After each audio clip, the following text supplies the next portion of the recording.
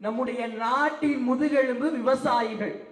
ஆனால் தமிழக விவசாயிகளுக்கு எப்பொழுதும் அநீதியை தான் வழங்கிக் கொண்டிருக்கின்றது ஒன்றிய அரசு. ஆனால் ஒருபோதும் நம்முடைய திராவிட மாடல் அரசானது விவசாயிகளை கைவிட்டதல்ல, அவர்களுடைய வாழ்க்கையின் வாழ்வாதாரத்தை உயர்த்தி கொண்டே உள்ளது என்று தான் சொல்ல வேண்டும். காரணம் நீட் தேர்வு. அன்று அனிதாவில் தொடங்கி இன்று வரை பல எண்ணற்ற உயிர்களை காவு வாங்கிவிட்டது நம் நீட் தேர்வு. ஆனால் இன்று வரை இந்த ஒன்றிய அரசு ஏன் நீட் தேர்வு விலக்கு மசோதாவை ஏற்றுக்கொள்ளவில்லை? கிட்டத்தட்ட 85 லட்சம் கையெழுத்து. எப்படி நீட் விலக்கு மசோதாவிற்காக 85 லட்சம் கையெழுத்தானது கையெழுத்திடப்பட்டு நம்முடைய முதல்வரிடம் நம்முடைய துணை முதலமைச்சர் கொடுத்திருக்கிறார். சத்துணவு திட்டத்தை நிறுத்தி விடுவார், ஏன்னா அது எம்ஜிஆர் அவர்கள் கொண்டு வந்ததனால். ஆனால் கலைஞரையா அதை செய்யாமல் சத்துணவில் ஒரு முட்டையை வைத்து சத்தான உணவை வழங்கி இன்று வரை பல எண்ணற்ற மாணவர்கள் அதில் பயன்பெற்றிருக்கின்றார். அப்படியாகத்தான் இன்று வரை ஒரு மிகப்பெரிய வெற்றிகரமான திராவிட மாடல் அரசை செயல்படுத்தி வருகின்றது நம் திராவிட மாடல் அரசு. இந்த திராவிட மாடல் அரசு வெற்றி பெறுவதற்கு பல எண்ணற்ற கழக உடன்பிறப்புகள் காரணமாக இருக்கின்றார்கள். அதற்கு உறுதுணையாக இருப்பவர்கள் நம்முடைய முதலமைச்சர் என்றால் மிகையாகாது. அப்படியாக நம்முடைய முதலமைச்சரை திராவிட பேரரசு என்றே அழைக்கலாம். ஆம், திராவிட பேரரசு பெற்றெடுத்த திராவிடத்தின் இளவரசரை, சீர்மிகு சிந்தனையுடனும் கம்பீரமாக வழி நடத்துகின்ற இளைஞர்களின் எழுச்சி நாயகரை, அயராது மக்கள் பணியால் மக்களின் ஆதரவை பெற்ற மக்களின் செல்ல பிள்ளையே, ஆம், நம்முடைய துணை முதல்வர் அண்ணன் உதயநிதி ஸ்டாலின் அண்ணா அவர்களின் பிறந்த நாளை முன்னிட்டு இவ்விழாவில் நான் பேசுவதில் மட்டற்ற மகிழ்ச்சி அடைகின்றேன். ஒரு 5-6 நாளைக்கு முன்னாடி இன்ஸ்டாகிராம்ல நம்முடைய துணை முதலமைச்சர் ஒரு அறிக்கை வெளியிடுறாரு. எல்லாருமே இங்க இன்ஸ்டாகிராம் பாக்குற பழக்கம் இருக்கு. நானும் அந்த இன்ஸ்டாகிராம்ல அந்த அறிக்கையை பாக்குறேன். அந்த அறிக்கையில பல எண்ணற்ற செய்திகள் விடப்பட்டது. ஆனால் என்னை ஈர்த்தது, பல மக்களை ஈர்த்த செய்தி என்ன தெரியுமா? அந்த 2ஆம் பக்கத்துல ஒரு செய்தி இருந்தது. ஏழையின் சிரிப்பில் இறைவனை காண்போம் என்ற அண்ணாவின் வாக்கிற்கிணங்க தன்னுடைய பிறந்த நாளின் போது ஏழை எளிய அடித்தட்டு மக்களுக்கு நலத்திட்ட உதவிகளை வழங்க வேண்டும் என்று கூறியுள்ளார். இப்படியாக நம் திராவிடத்தின் முன்னோடியாக இருக்கும் அவர் ஏழை எளிய மக்களின் வாழ்வு முன்னேற வேண்டும், அவர்களின் வாழ்வாதாரம் முன்னேற வேண்டும் என்பதற்காக அவருடைய பிறந்த நாளை எளியவர்களின் எழுச்சி நாளாக நாம் இன்று கொண்டாடி கொண்டிருக்கின்றோம். நம்முடைய முதலமைச்சர், நம்முடைய திராவிட மாடல் அரசானது 2021 அரியணை ஏறும் பொழுது பல எண்ணற்ற சிக்கல்களுக்கு இடையே தான் அரியணை ஏறப்பட்டது. ஒரு புறம் பணவீக்கம், மற்றொரு புறம் கொரோனா தொற்று. இன்னைக்கு இவ்வளவு கூட்டம் இருக்கின்றது, இவ்வளவு பேர் நெருக்கமாக உட்கார்ந்து கொண்டிருக்கின்றோம். இங்கு ஒருத்தர் கூட நாம் அனைவரும் முகக்கவசம் அணியவில்லை. காரணம், நம் திராவிட மாடல் அரசின் மிக பெரிய கோவிட் மேலாண்மையின் காரணமாகத்தான் இன்று கொரோனா பெருந்தொற்றானது அழிக்கப்பட்டிருக்கின்றது. இது ஒரு புறம் என்றால், மற்றொரு புறம் நம்முடைய தமிழகம் பணவீக்கத்தில் இருந்தது என்று தான் சொல்லணும். 2021ஆம் ஆண்டு சுமார் 7.52% இருந்த பணவிகிதமானது 2023ஆம் ஆண்டு 5.96% இன்று குறைந்துள்ளது என்றால் அதற்கு நம் திராவிட மாடல் நாயகன் முதலமைச்சர் அவர்களின் பல எண்ணற்ற செயல் திட்டங்கள் காரணமாக இருக்கின்றன. அப்படி என்னென்ன செயல் திட்டங்கள் செஞ்சாங்க? கற்றோருக்கு செல்லும் இடமெல்லாம் சிறப்பு, நம்ம எல்லாருக்கும் அது தெரியும். இங்க இருக்கிற பல தாய்மார்கள், பல அண்ணன்மார்கள் நம்ம படிக்கலனாலும் நம்மளோட பிள்ளைங்க படிச்சிடணும், நம்மளோட வாரிசுங்க படிச்சிடணும் அப்படின்னு சொல்லிட்டு வட்டி வாங்கியாச்சும் கடன் வாங்கியாச்சும் எப்படியாச்சும் நம்ம படிக்க வச்சிடறோம். அதே மாதிரிதான் நம்முடைய முதலமைச்சர் அவர்களும் தமிழ்நாட்டில் உள்ள ஒவ்வொரு மாணவரும், தமிழ்நாட்டில் உள்ள ஒவ்வொரு இளைஞரும் செல்லும் இடமெல்லாம் சிறப்பாக இருக்க வேண்டும் என்பதற்காக கல்வியில் பல எண்ணற்ற திட்டங்களை கொண்டு வந்து இன்று தமிழகம் கல்வியில் இந்தியாவிலேயே முதலிடத்தில் வகிக்கிறது என்றால் அதற்கு மிக முக்கிய காரணமாக பல்வேறு திட்டங்கள் இருக்கின்றன. அதில் குறிப்பாக இல்லம் தேடி கல்வி. எப்படி இல்லம் தேடி கல்வி? முதலா குருவை தேடிதான் நம்ம வீட்டுக்கு போனோம். ஆனா இப்ப குருவே நம்மளைய தேடி வீட்டுக்கு வராங்க. அப்படியாக இல்லம் தேடி கல்வி முறையை கொண்டு வந்தார்கள். கிட்டத்தட்ட 3.3 மில்லியன் மாணவர்கள் இதில் பயன்பெற்றுள்ளார்கள். அது மட்டுமல்லாமல் 2 லட்சத்திற்கும் மேற்பட்ட பெண்கள் தன்னார்வலராக வந்து அவர்களுக்கு பாடம் கற்பிக்கவும் ஆசைப்படுகின்றார்கள். சுமார் 90 நிமிடமானது இந்த வகுப்பானது நடத்தப்படுகின்றது. இதன் மூலம் 24% எப்படி 90 நிமிடங்களில் 24% கல்வி சதவீதம் இன்று உயர்ந்து கல்வியில் நம்முடைய தமிழகம் ஒரு முன்னோடி மாநிலமாக இருக்கின்றது என்றால் அதற்கு காரணம் நம்முடைய திராவிட மாடல் அரசு. இது மட்டுமா, ஏழை எளிய மாணவர்கள் பயன்பெற வேண்டும். ஒரு மாநிலத்தின் வளர்ச்சி என்பது, ஒரு மாநிலத்தின் எழுச்சி என்பது அங்குள்ள ஏழைகளின் வாழ்வாதாரத்தை பொறுத்தே அமைகின்றது. அப்படியாக ஏழைகளின் வாழ்வாதாரத்தை உயர்த்துவதற்காகத்தான் ஒவ்வொரு திட்டங்களையும் நம் திராவிட மாடல் அரசானது கொண்டு வருகின்றது. அப்படியாக ஏழை எளிய மாணவர்கள் பயன்பெற வேண்டும் என்பதற்காக தமிழ் புதல்வன் திட்டம், கல்லூரி படிக்கும் ஒவ்வொரு ஆண்களுக்கும், கல்லூரி படிக்கும் ஒவ்வொரு ஆண்களுக்கும் மாதம் 1000 ரூபாய் வழங்கப்படுகிறது. அது மட்டுமல்லாமல் புதுமை பெண் திட்டத்தின் மூலம் நம்முடைய சிறார்கள், அதாவது பெண் பிள்ளைகளுக்கும் அவங்க 5ஆவதுல இருந்து அவங்க பட்டய படிப்பு படிக்கிற வரைக்கும், எப்படி 5ஆவதுல இருந்து பட்டய படிப்பு படிக்க வரைக்கும் அவங்களுக்கு மாதந்தோறும் 1000 ரூபாய் வழங்கப்பட்டிருக்கின்றது. இதன் மூலம் பல எண்ணற்ற ஏழை எளிய மாணவிகள் பயன்பெற்று அவர்களுடைய வாழ்வில் ஒரு மிகப்பெரிய முன்னேற்றத்தை கண்டுள்ளார்கள் என்று தான் சொல்ல வேண்டும். அது மட்டுமல்லாமல் நம்முடைய கலைஞர் அவர்கள் வந்து ஆட்சிக்கு வரும் பொழுது, அதற்கு முன்னராக எம்ஜிஆர் அவர்கள் ஆட்சியில் இருந்தார்கள். அப்பொழுது அவர் சத்துணவு திட்டத்தை கொண்டு வந்தார். எல்லாருமே சொன்னாங்க, கண்டிப்பா கலைஞரையா அவர்கள் இந்த சத்துணவு திட்டத்தை நிறுத்தி விடுவார், ஏன்னா அது எம்ஜிஆர் அவர்கள் கொண்டு வந்ததனால். ஆனால் கலைஞரையா அதை செய்யாமல் சத்துணவில் ஒரு முட்டையை வைத்து சத்தான உணவை வழங்கி இன்று வரை பல எண்ணற்ற மாணவர்கள் அதில் பயன்பெற்றிருக்கின்றார்கள். பல ஏழை எளிய மாணவர்கள் அதில் பயன்பெற்றுக் கொண்டிருக்கின்றார்கள். இதன் முன்னோடியாக நம்முடைய தளபதியார் அவர்கள் காலை உணவு திட்டத்தை கொண்டு வந்து பல எண்ணற்ற சிறார்கள் பயன்பெற்றுக் கொண்டிருக்கின்றார்கள். அதுவும் காலை உணவில் சத்தான உணவு மட்டுமே வழங்கப்படுகின்றது. ஏன் தெரியுமா? குழந்தைகள் எளிதில் நோய்வாய்ப்படும் அபாயம் உடையவர்கள். அப்படியாக அவர்களுடைய நோய்வாய்ப்படும் அபாயத்தை குறைப்பதற்காக அவர்களுக்கு சத்தான உணவு காலை முழுவதும் வழங்கப்பட்டுக் கொண்டிருக்கின்றது. இவ்விழாவானது அண்ணன் உதயநிதி ஸ்டாலின் அண்ணா அவர்களின் பிறந்தநாள் விழாவாக நாம் கொண்டாடி கொண்டிருக்கின்றோம்.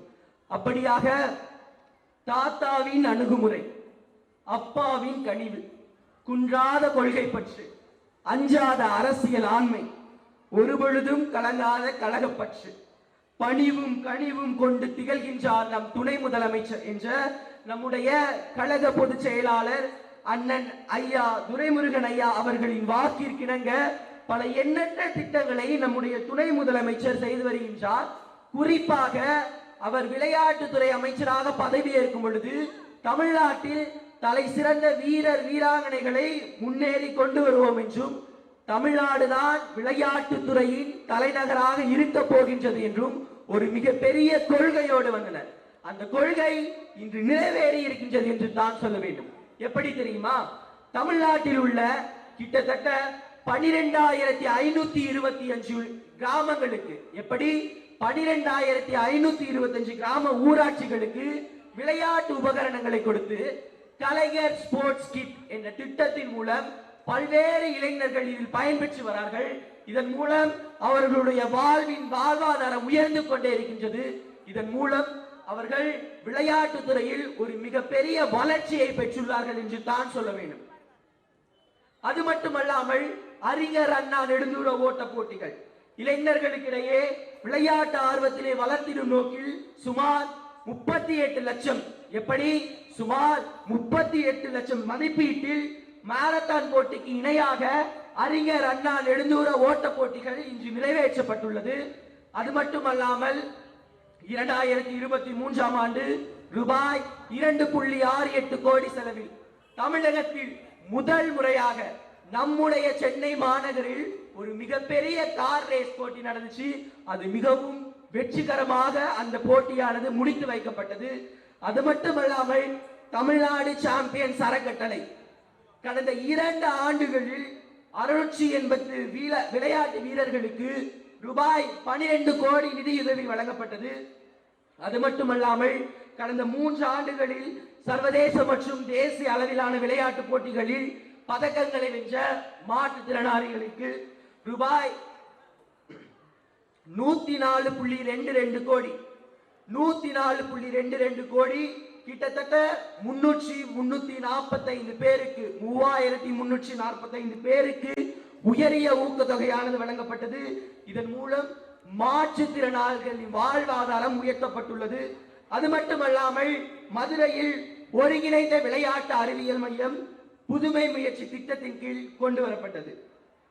இப்படியாக விளையாட்டுத் துறையில் இன்று நாம் ஒரு முன்னோடி மாநிலமாக இந்தியாவிற்கே இருக்கின்றோம் என்றால் அதற்கு ஒரு மிகப்பெரிய காரணமாக நம்முடைய துணை முதலமைச்சர் இருக்கின்றார் என்றால் மிகையாகாது.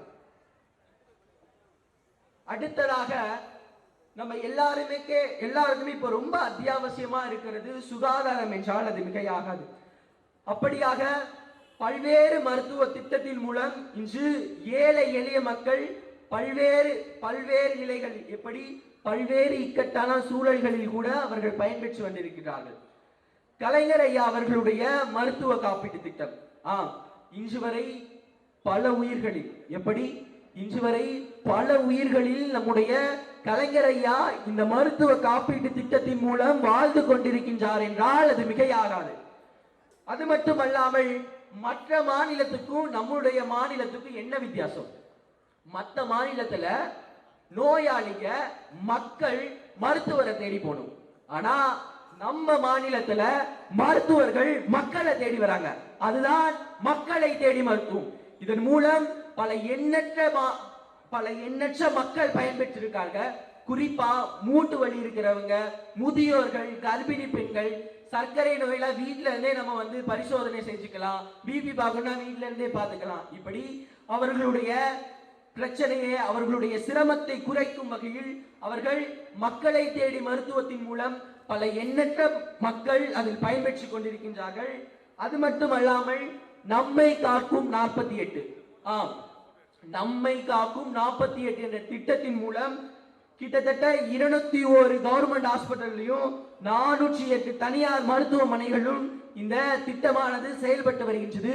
இதன் மூலம் விபத்து பகுதியில் விபத்தினால் பல பேர் இங்கு உயிரிழந்து கொண்டிருக்கின்றார்கள். அந்த உயிரிழப்பை தடுப்பதற்காக நம்முடைய முதலமைச்சர் அவர்கள் நம்மை காக்கும் 48 திட்டத்தின் மூலம் பல ஏழை எளிய மக்களின் உயிர்களை காப்பாற்றிக் கொண்டிருக்கின்றார் என்று தான் சொல்ல வேண்டும். இங்கு மருத்துவம் என்பது பணக்காரர்களுக்கு சொந்தமாகவும் ஏழை எளிய மாணவர்களுக்கு எட்டா கனியாகவும் தான் உள்ளது. காரணம் நீட் தேர்வு. அன்று அனிதாவில் தொடங்கி இன்று வரை பல எண்ணற்ற உயிர்களை காவு வாங்கிவிட்டது நம் நீட் தேர்வு. ஆனால் இன்று வரை இந்த ஒன்றிய அரசு ஏன் நீட் தேர்வு விலக்கு மசோதாவை ஏற்றுக்கொள்ளவில்லை? கிட்டத்தட்ட 85 லட்சம் கையெழுத்து. எப்படி நீட் விலக்கு மசோதாவிற்காக 85 லட்சம் கையெழுத்திடப்பட்டு நம்முடைய முதல்வரிடம் நம்முடைய துணை முதலமைச்சர் கொடுத்திருக்கிறார். இப்படி அந்த நீட் தேர்வு விலக்குக்காக நம்முடைய திராவிட மாடல் அரசானது பல எண்ணற்ற முன்னெடுப்புகளை கொண்டு வந்துள்ளது. அது மட்டுமல்லாமல் 2 ஆண்டுகள் படித்து தேர்ச்சி பெற்ற ஒரு மாநில கல்வித்துறையால் எந்த ஒரு பயனும் இல்லை என்றால் இது வன்முறை அல்லவா?